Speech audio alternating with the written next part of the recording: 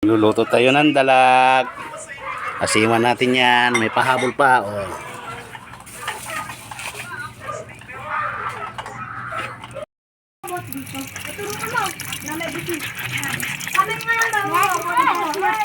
Ginaganyan ko muna itong dalag. Kinukuskus ko. Tinatanggal ko yung langsa. Kasi madulas to eh. Tapos may loya na kamatis, sibuyas yan. Ayun lulutuin ko dalag. Yan. Ano naman ginawa ko dito mga niluto ko muna yung kamatis. Nagpakulo muna ako ng sabaw. Bago ko ilagay yung dalag. Ayan o. Sisigang ko siya. Ayan. Ayan, lagyan na natin. Ay, sorry. Diba?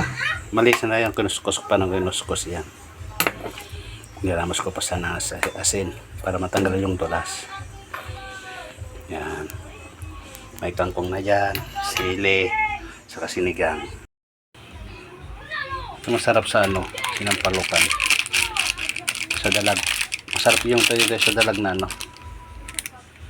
na bunga ng sampalok. Para maganda sana yon. Bunga ng sampalok.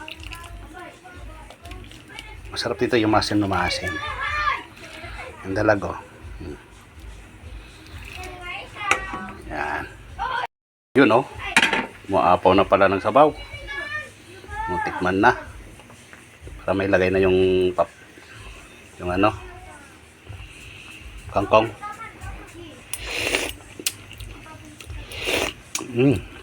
Masarap. Natin na yung kangkong. Yan. Diba? Kain na naman mamaya. Okay, luto ng dalag. Kakain na tayo. Tikman na. O, diba? Susundo pa ako sa St. Vincent. Labas na yung anak ko ng chat na eh. Kaya sakto-sakto naman naluto. Okay, sarap. Okay na yan. Naluto na yung niluto kong dalag. Ayun na, sinigang. Wow, sarap ng sabaw. Ayan na, kain na tayo.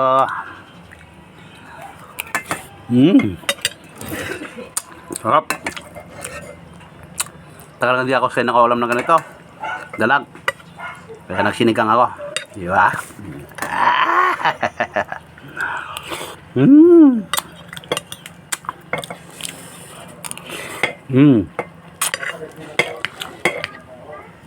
Sarap.